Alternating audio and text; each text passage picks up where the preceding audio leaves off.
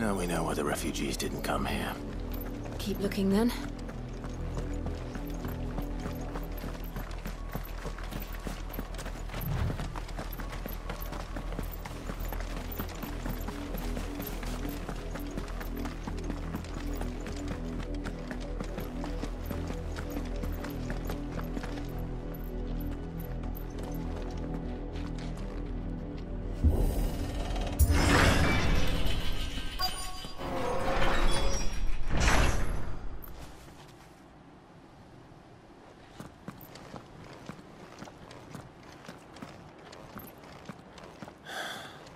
This is nothing like I remember it.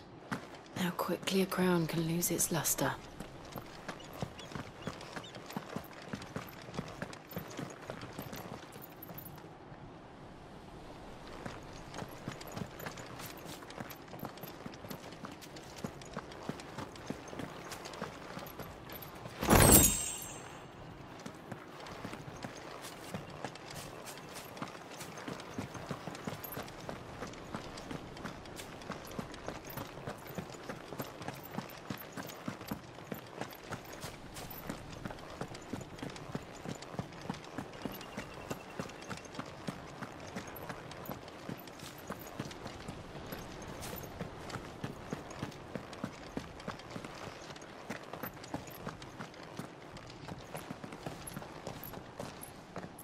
Not abandoned then. Oi! Visitors!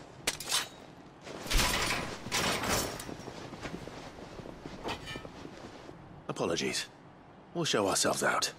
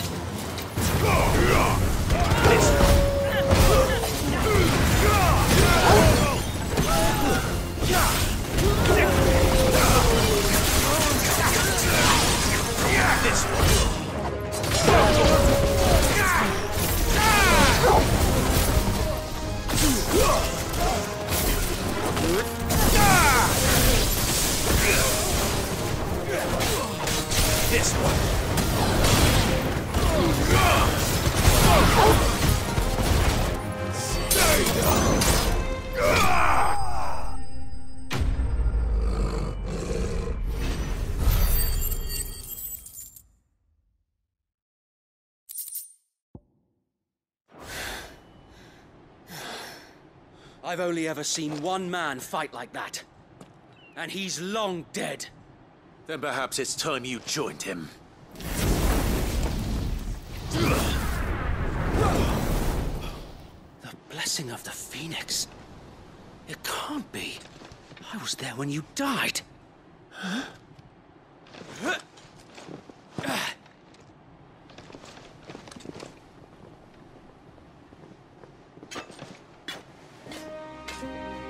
Forgive me, my lord. I knew not whom I addressed.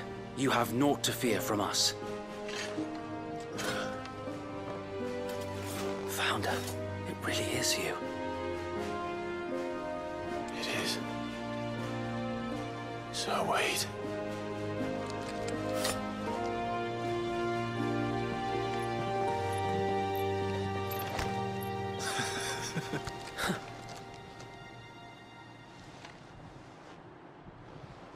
We can speak inside.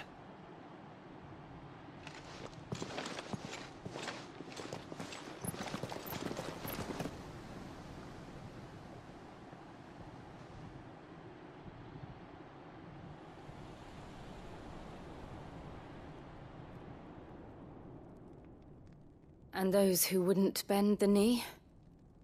We left before the Empire could make examples of us, though we didn't go far. And we banded together to form the Guardians of the Flame soon after. Alas, there is only so much a handful of aging shields can do against the might of an empire. But we've seen to it that their stay has been anything but pleasant. Of late, though, we've had our hands full just trying to keep the Duchy's few remaining bearers out of the Imperial's clutches. The Cullings. We saw what happened in Old Hill. Aye. The foul work of the Black Shields and their mistress. You mean my mother? But it doesn't make sense. Even knowing what I know about her. Her hatred for bearers was no secret, but she wouldn't have been ignorant of their value to the realm. No offense, my lord. But in case you haven't noticed, the Lady Annabella couldn't care less about the realm. She barely even cares for her own home. That much has been plain since the slaughter at Eastpool. And, since granting the Holy Emperor a new heir, her obsession with bearers only seems to have grown. As to why, I don't know. Maybe she can't bear the thought of anyone having the power to challenge her beloved son. Her son. Sir Wade, the Black Shields have broken camp. They march in full force for Buick Bridge. Then so do we. Make ready.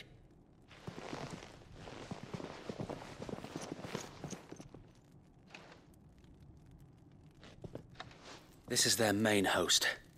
If we remove the head, perhaps we can prevent what happened at the docks from happening somewhere else.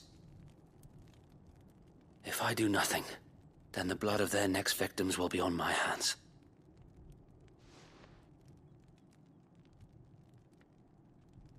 Yours and ours. We too have witnessed the crimes these men who dare call themselves shields have committed in my mother's name. It cannot be allowed to continue. We must put a stop to this madness. We must. So let us go with you. For the good of Rosaria. I was hoping you'd say that. Very well. If that is your wish, I would be honored to serve at your side. And we at yours. So, Wade, let us do our duty. With pleasure, my lord.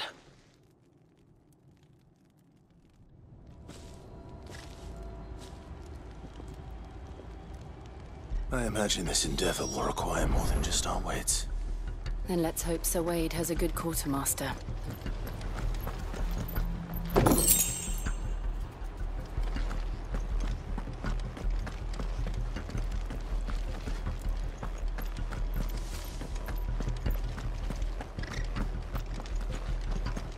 You're telling me that's the Archduke's son? Allow me to tend to your needs, my lord. As you wish, my lord.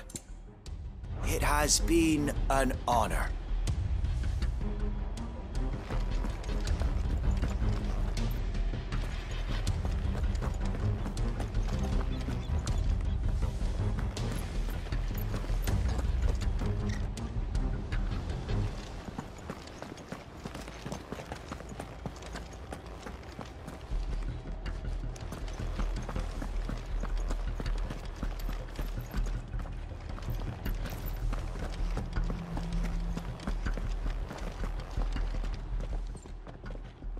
Tell us then, Sir Wade. What is your plan? Nothing fancy. You, Lady Jill and I make for Buick Bridge, and provoke the main host at their encampment. Sensing an opportunity to end the Guardians, the Black Shields will call for reinforcements, who will be met from the rear by parties of my brothers hidden throughout the surrounding hills. This will allow us to wage battle on the bridge without fear of being overwhelmed. While the Black Shields have an advantage in numbers, you see, they prefer to fight in small units, which we can use to our advantage. How small exactly? Small enough, now that I have you and Lady Jill for company. I doubt I could have done this on my own.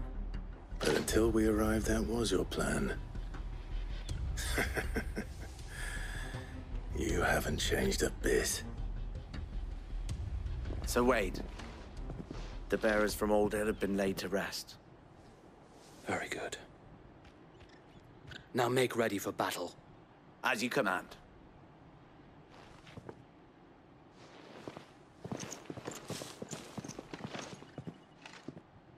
Thank you, Sir Wade.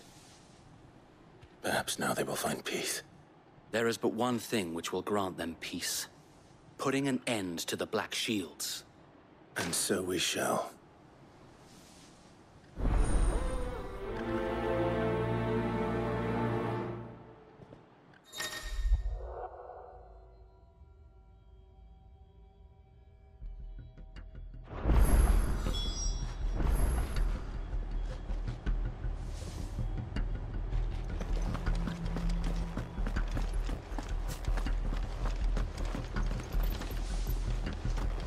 May the blessing of the Phoenix go with you.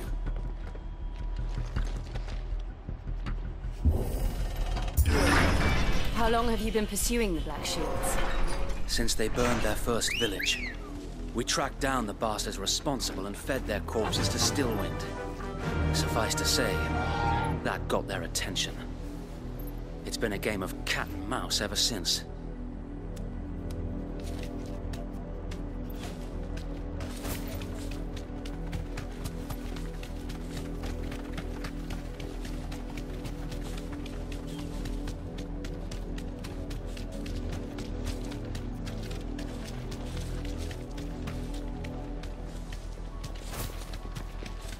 Sideways. Come along now. There they are. On your command, my lord.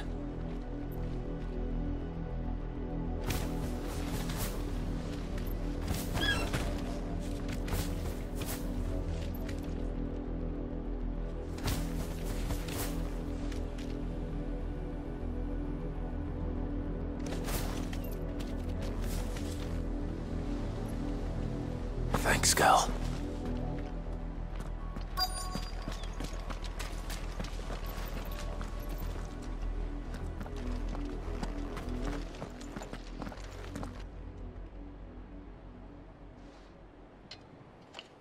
What is it now?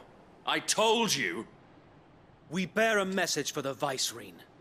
From the Guardians of the Flame. Ha! You presume to tell us that a pair of filthy vagabonds, a woman and a dog, could guard aught against the might of the Black Shields? Then come! Die along with your flame! For Azaria! For Azaria! Your petty revolution ends here. On these our swords we swear.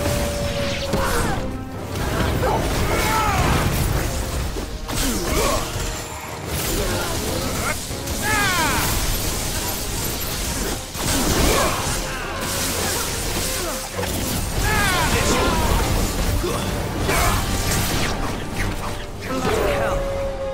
Reinforcements from the far bank! Another wyvern to fight their battles for them. All yours, Torgal! Over here! Go, Torgal! Get him! Go, Torgal!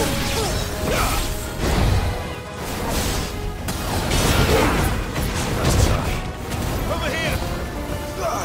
Go, Torgal! Get him!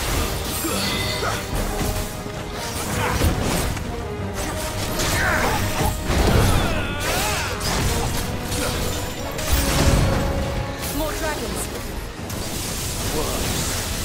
The Imperials aren't taking any chances. I can't say I'm flattered.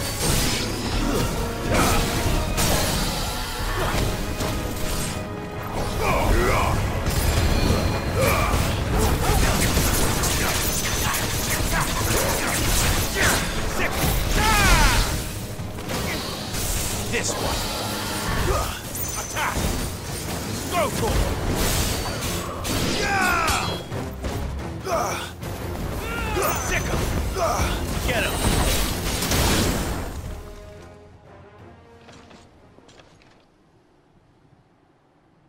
A noble stand, albeit a misguided one.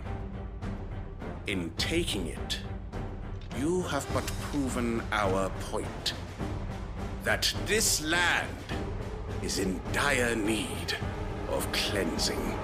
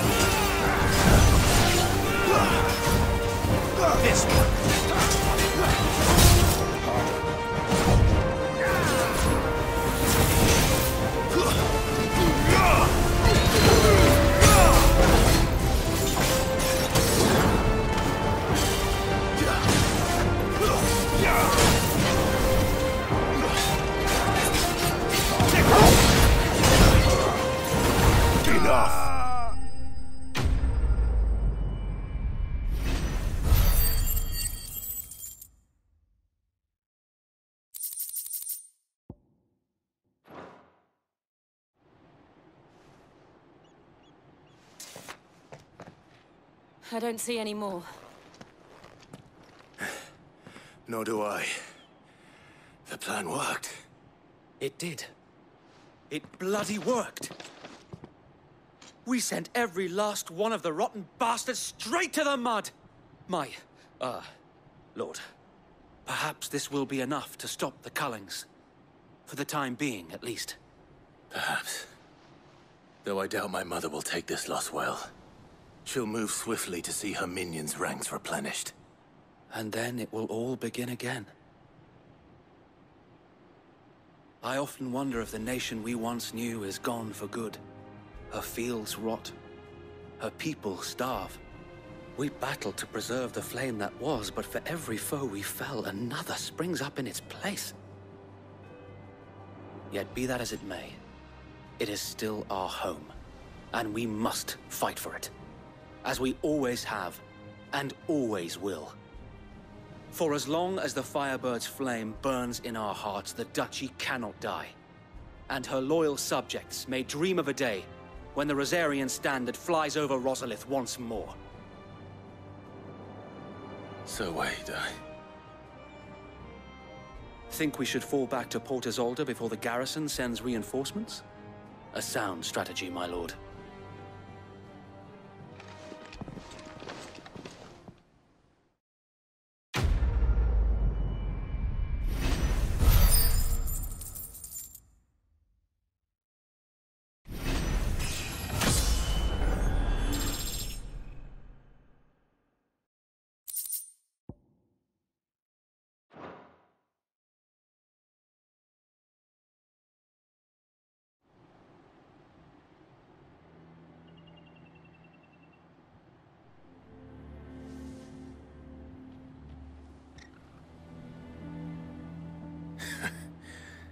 And how long has my uncle been funding you and your comrades' endeavors? Since the beginning. Lord Byron was the first person I turned to after forming the Guardians.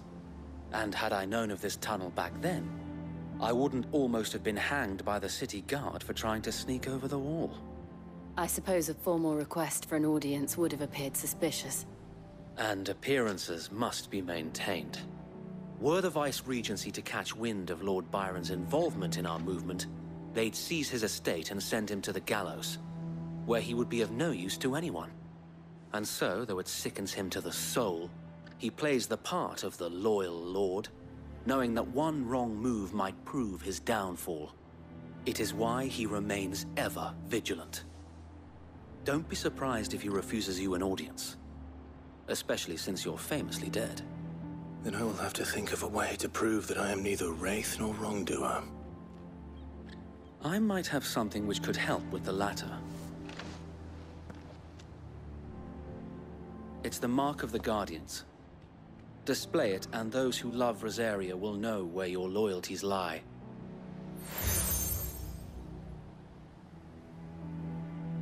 I shall wear it with pride.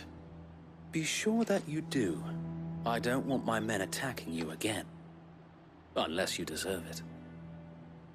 If only Sir Tyler could have been here to see you. Or the Lord Commander. Thank you, Sir Wade. If there is ever anything you need. I know. Go on now, my lord.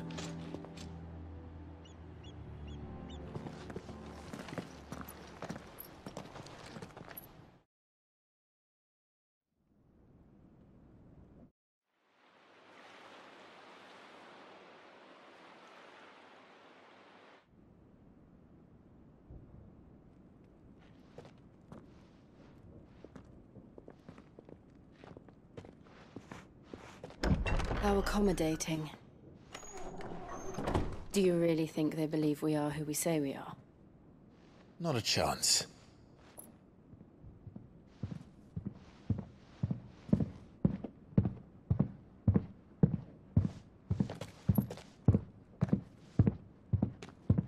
Right, I guess. My uncle believes we're imposters here to rob him.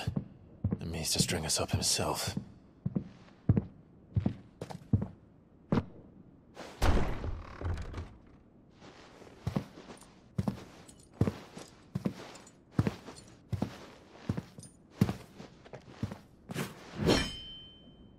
Imagine my surprise when I was told my nephew had come to visit.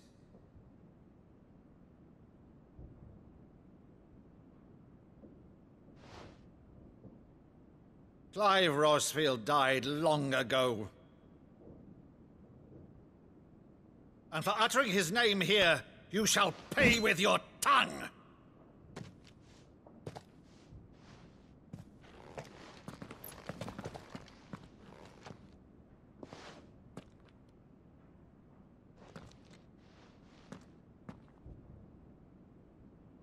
You would mock me as well?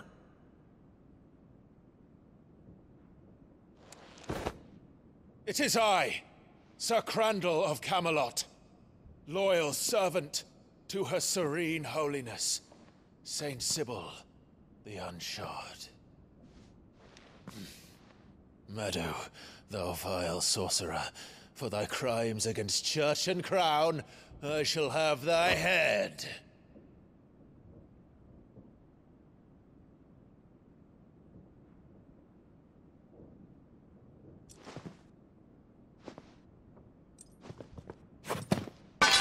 Curse thee, infectious flax wench. Even in death, must thou plague me still? Very well. I shall open the gates of hell, that thou might see thy charge once more.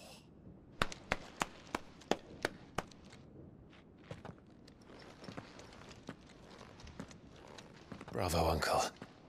You're still the finest Maddu in the twins. Oh, Clive, my dear boy, it's really you.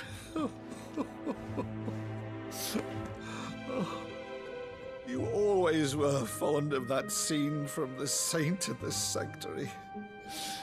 Never did let me play Sir Crandall.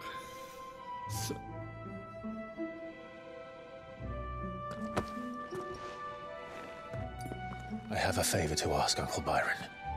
Rutherford, inform the kitchens. There'll be guests. We dine immediately. But, Uncle... You can't very well regale me with the tale of your miraculous preservation on an empty stomach. Go on, sit.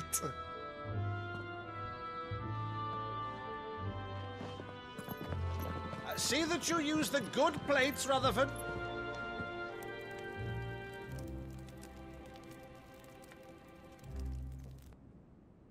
So you arrived late to one of her cullings, did you? Since becoming Vicereine, Annabella has been a constant thorn in Rosaria's side, but these atrocities are a new low. Something has changed. Quite what, I don't know, but the woman we knew is gone, and a monster sits in her place. A monster? For better or worse, I've been charged with governing this town, and thus must maintain the illusion of obedience. That's all I can do to aid Wade and his merry band of revolutionaries. So he's told us. You have risked much for Rosaria. Our nation will be forever in your debt.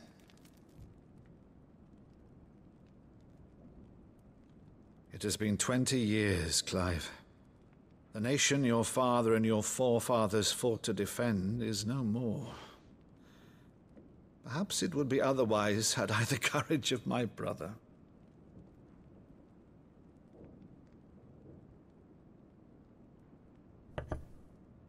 All right, if it's a ship you require, a ship you shall have. I've a galley in port, but recently relieved of her cargo. She can be outfitted for the voyage in a matter of weeks. So you believe us, then? About everything? Believe you? Ha! Only a fool would believe even half of the things you claim. But until tonight, only a fool would have believed my nephew still lived. And besides, I have it on good authority that Clive is telling the truth. Whose authority? Your own, of course. You've always been a terrible liar. Is that true? It's not untrue. Let's say no more about it, eh? It wouldn't do to linger on my nephew's greatest failing.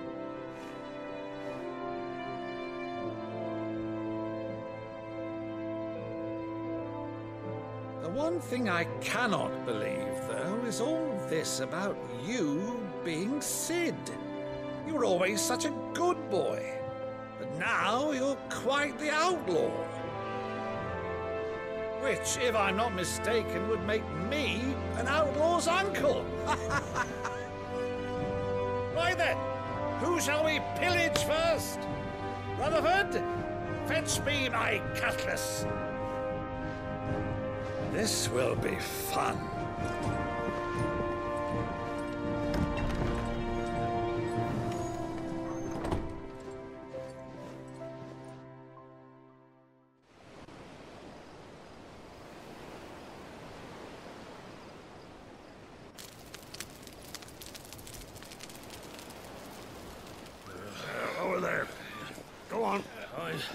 She's a fine ship, isn't she? Once outfitted, she'll bear us across the boiling sea to Drustinus in the space of 3 days.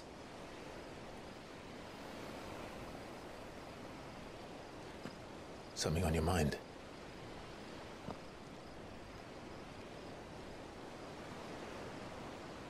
Monsters. When I served the Iron Kingdom,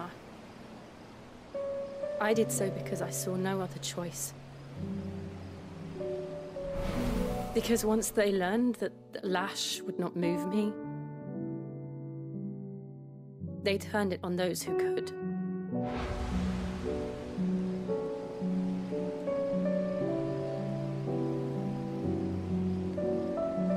And so I became their puppet. I let them pull my strings, telling myself it was not my hand that swung a sword, but another's. I removed myself from the truth so I wouldn't feel the pain it caused.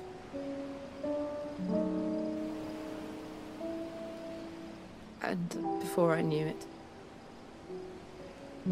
I no longer felt anything. Anything at all.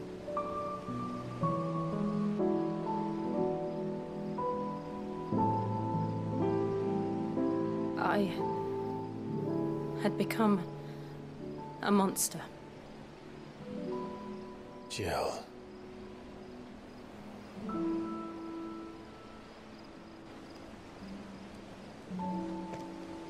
I don't want to be a monster, Clive.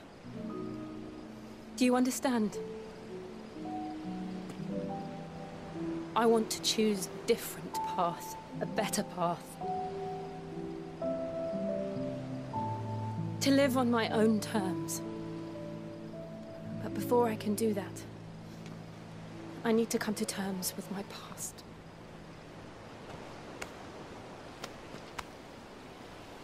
And when you do, I'll be standing there with you, just as you stood with me.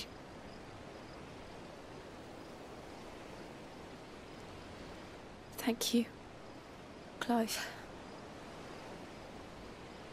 I must atone for my sins.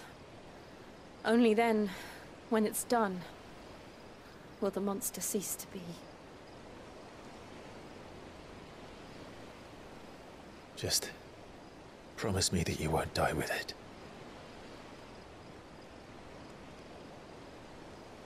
Now, let's get some sleep.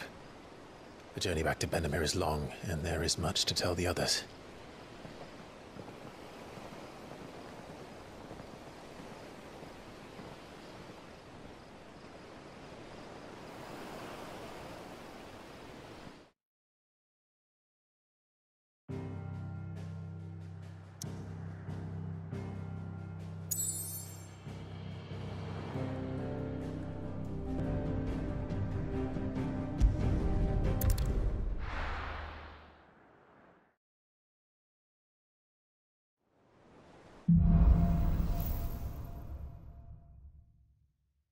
Only the Founder knows what awaits us in the Iron Kingdom.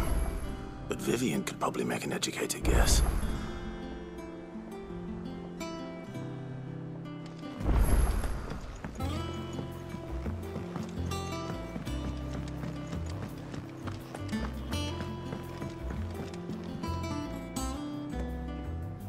I didn't take you for a scholarly van.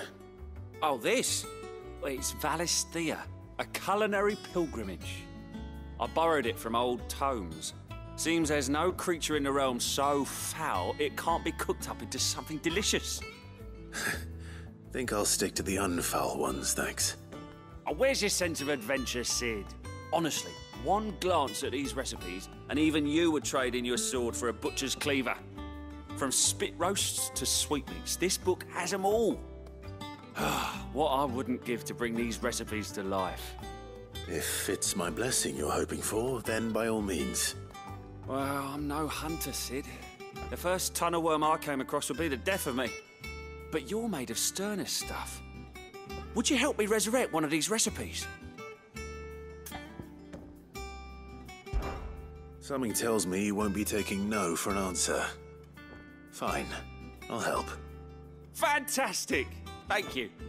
So, dare I ask what's on the menu? Chance's Stew. It was once a favourite among the gourmands of Oriflamme, if the author is to be believed. Though Molly's never heard of it. The only problem is that while the recipe is extremely detailed in most respects, it's infuriatingly cryptic as to the main ingredient. A beast, no doubt. Most likely something that would make easy work of a simple cook with more broth than brawn, but unwanted violets.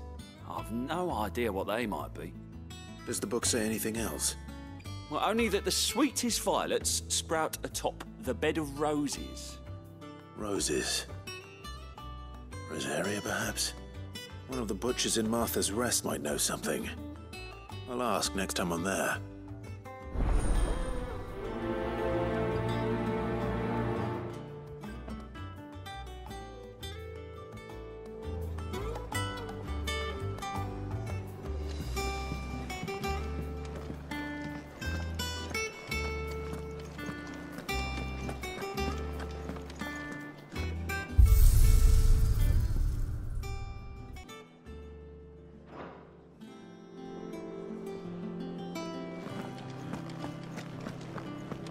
Monster's taken quite a liking to Lady Karen.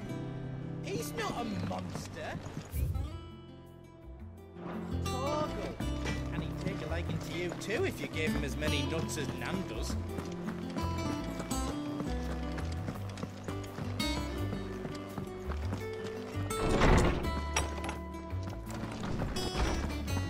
Did you come to borrow a book, Sid? Because you can't have this one till we finish. Is there something I might assist you with, Clive? I have a few new notes that might interest you.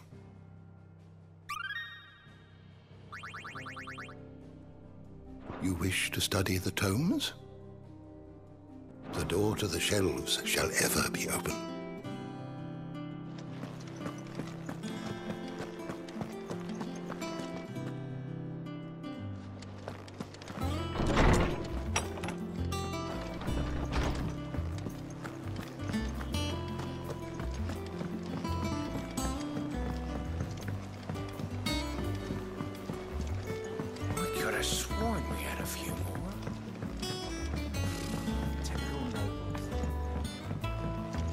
How did we never... There are new billets being posted every day. Clive! Oh, am I glad to see you? Is something wrong? It's Blackthorn. He ain't himself. And if I'm honest, he ain't been for a while. Normally it only takes a couple of drinks to perk him back up, but not this time. Something's getting him down. And whatever it is, he ain't telling. It's like he's lost his spark, you know? He's barely got enough fire in his belly to get the ump about stuff. But I'm thinking he might if we both bent his ear, because he respects you, innit? So, what do you say? Fine. If you think it will help. I knew you'd understand. But if he doesn't want to talk, we let him be. He'll open up when he's ready. All right. Now, he'll only smell a rat if we both turn up at once. So, I'll go first, and you can meet us at the forge. Wait a bit, then head over when you're ready.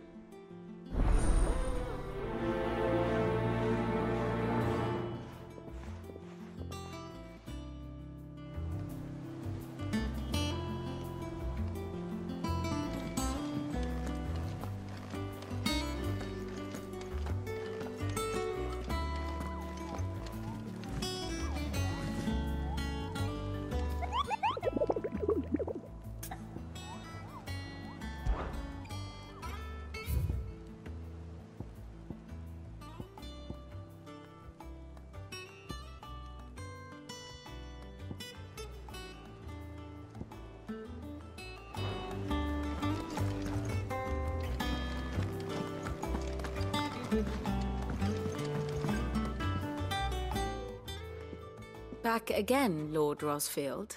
I'm touched that you should find me such good company. It is not your company, but your counsel that I seek on this occasion. Ever the charmer. What will it be today, then? The Iron Kingdom. I need to know what to expect. You'll soon be setting sail for Drake's Breath then, I take it. The mother crystal that rises from the boiling sea. There was a time when a true-blooded Rosarian had only to brave the waves to visit it. But then the Ironblood made their move.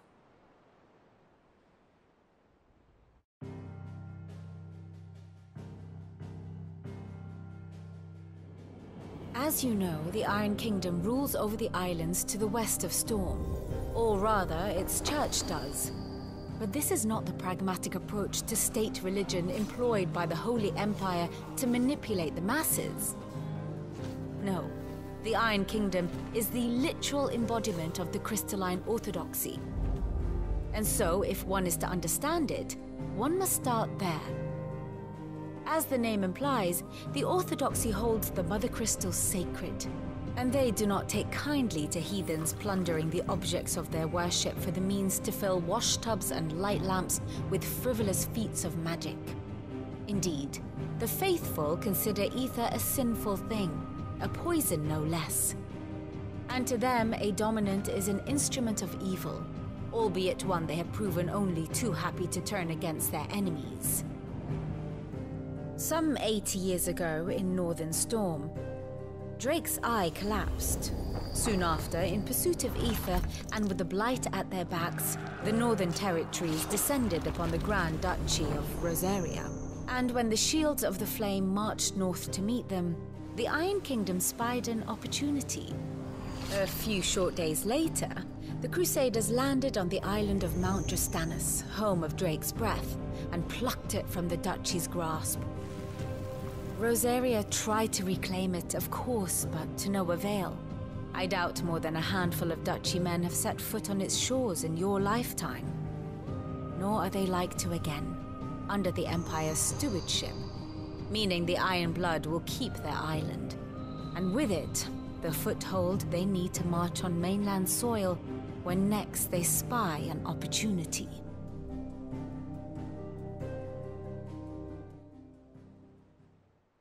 The Mother Crystal is both the object of the Iron Blood's worship and their gateway to the continent, making Drastanus the holiest of holy grounds, from which the Orthodox Crusade shall one day sail forth to claim the remaining Mother Crystals, or die trying. My father and my grandfather both traded blows with the Iron Blood for control of Drake's Breath. Had things unfolded differently at Phoenix Gate, we would have sent our entire fleet against them.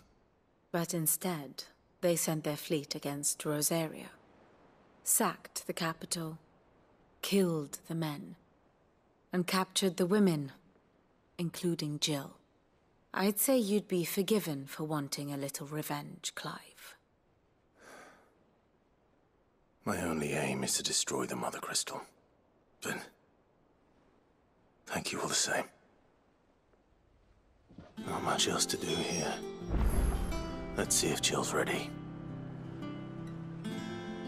Here for another of my lectures? Allow me to educate you.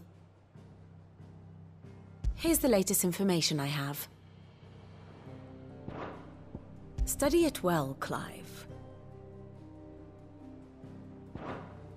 Thus ends today's lesson.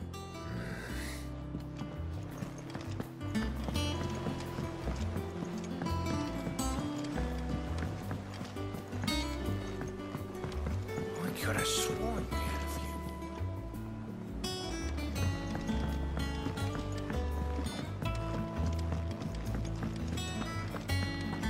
That monster's taken quite a liking to... Is it business or pleasure? Coin purse weighing you down? You'll not find a better price than that. It'd better all be here. Is that all?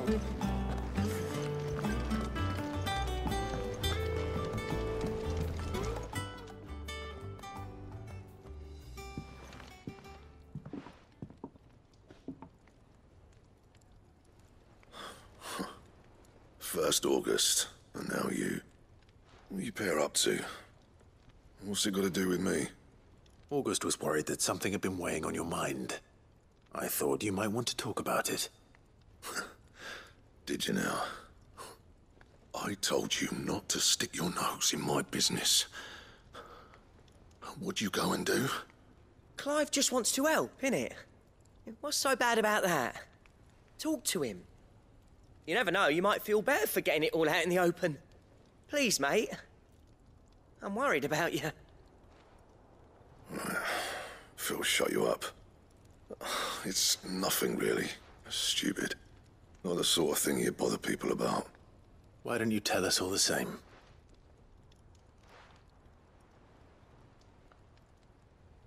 Karen and I have an arrangement.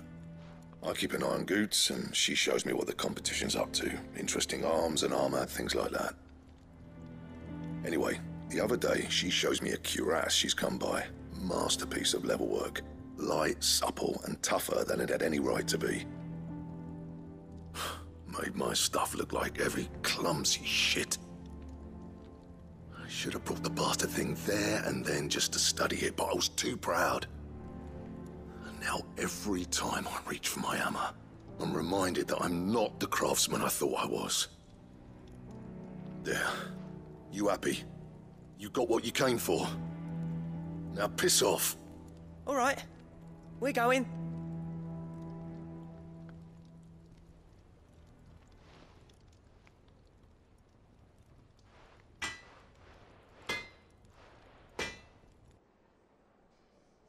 I always thought of old Blackthorn as a bit of a force of nature. Like a storm cloud full of hail. Didn't think anything could rattle him. Least of all a stupid piece of leather. Blackthorn's always taken pride in his craft. Questioning it means questioning himself.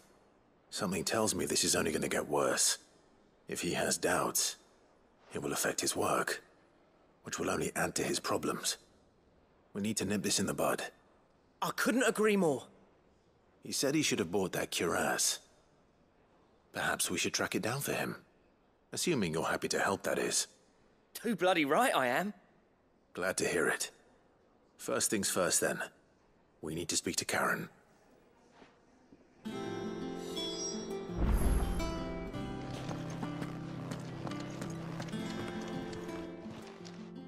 Karen, do you have a moment?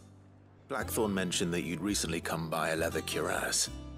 An exquisite example of the craft, from what he told us. And he ain't been himself since he saw it. So we thought we'd buy it for him. Sorry, sold it already. Didn't think Blackthorn cared for it the way he turned his nose up. But it was nicely put together, that's for certain. Even if the bloke who made it is a bit of an odd one. Happened across him on my travels. Makes all his stuff to order, but the fella who commissioned it refused to pay. He didn't like the colour of summit. So I took it off his hands for a fair price. You don't know where we might find him, do you? Like I said, he's a bit of an odd one. Doesn't even have a workshop. He doesn't trust hunters neither, which means he spends as much time out tracking beasties as he does working their hides. I see. He did tell me something, though. Apparently, his next commission's for a set of griffin hide greaves. Here, there's a griffin on the hunt board.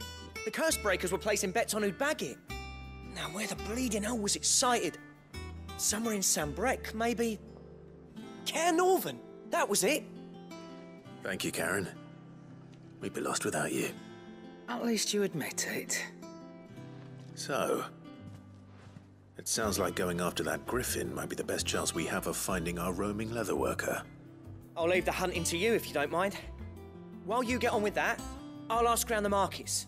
See if I can't sniff out who he is and where he's hiding. Good idea. Hopefully one of us will be able to track him down.